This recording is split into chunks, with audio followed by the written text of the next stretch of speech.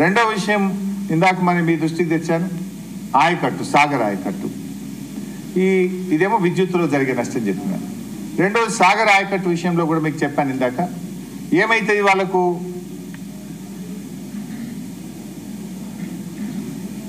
పోతిరెడ్డిపాడు ద్వారా వాళ్ళు ఎక్కువ నీళ్ళు అక్కడనే శ్రీశైలం నుంచి తీసుకుపోతారు కదా. ఎన్ బ్లాక్ అలాట్మెంట్ మన దగ్గర ఉన్న సిస్టమ్ ఏంది, బచావత్ ఇచ్చినటువంటి అవార్డు ప్రాజెక్ట్ వైజ్ అలొకేషన్ లేదు, స్టేట్ వైజ్ ఎన్ బ్లాక్ అలాట్మెంట్ ఉంది. వాళ్ళు ఈ మధ్య ఏం చేస్తుండ్రు, కృష్ణా డెల్టాకు గోదావరి పట్టిసీమ లిఫ్ట్ పెట్టుకొని కృష్ణా నది జలాలు అవసరం లేకుండా ఇటు పట్టిసీమ ద్వారా గోదావరి జలాలు తీసుకుపోయి కృష్ణా డెల్టాకు నీళ్లు పారించుకుంటున్నారు.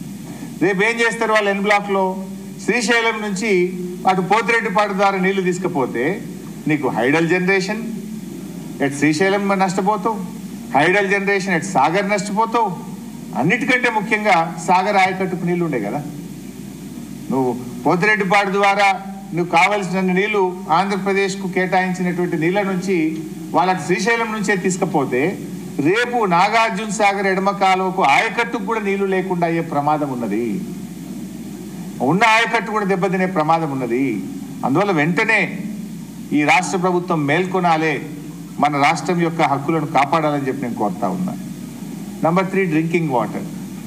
రేపు నీళ్ళే రాలేదనుకోండి, నీ పాలేరులో ఖమ్మం డ్రింకింగ్ వాటర్ ఉన్నది, నీ సాగర్లో నల్గొండ హైదరాబాద్ డ్రింకింగ్ వాటర్ ఉన్నది, నీ శ్రీశైలంలో మహబూబ్ నగర్ జిల్లా డ్రింకింగ్ వాటర్ ఉంది. మిషన్ భగీరథ ద్వారా ఇవాళ అదేవిధంగా కృష్ణా ఫేజ్ 1, ఫేజ్ 2, ఫేజ్ 3 ద్వారా హైదరాబాద్ డ్రింకింగ్ వాటర్ను మనం ఇచ్చుకుంటున్నాం. ఇప్పుడే ఇలా తెలంగాణలో హైదరాబాద్లో మంచినీళ్ళ కష్టాలు లేకుండా ఉన్నాం కదా. ఇలా ప్రతి ఇంటికి నీళ్ళు ఇవ్వగలుగుతున్నాం, కావాల్సినంత నీళ్ళు ఇవ్వగలుగుతుంది రాష్ట్ర ప్రభుత్వం. రేపు దీన్ని మీరు నిలబెట్టలేకపోతే రేపు త్రాగునీటి అవసరాలకు కూడా ఇబ్బంది వచ్చేటువంటి ప్రమాదం ఉంటుంది.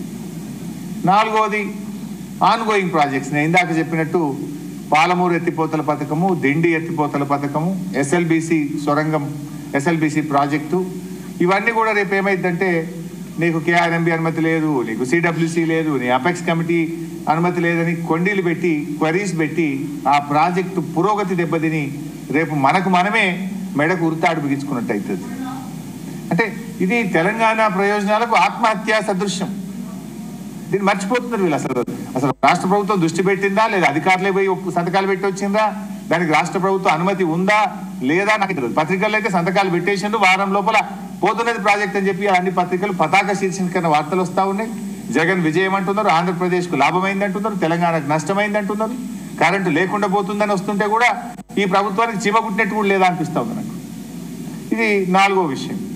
ఐదో విషయం, కొత్త ప్రాజెక్టులు ఏదన్నా మీరు కట్టాలంటే కూడా ఒకసారి కేఆర్ఎంబి పరిధిలోకి మొత్తం ఈ ప్రాజెక్టులన్నీ పోతే for everything you need to take permission. అసలు ఈ ఇంచు కూడా కదలలేం మనం.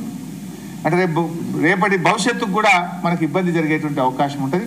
ఈ అంశాలను ఒక పొలిటికల్ యాంగిల్లో కాకుండా రాష్ట్ర ప్రభుత్వం ఒక పాజిటివ్గా రాష్ట్ర ప్రయోజనాలు కాపాడే విషయంలో మీరు వెంటనే కళ్ళు తెరవండి, రివ్యూ చేయండి.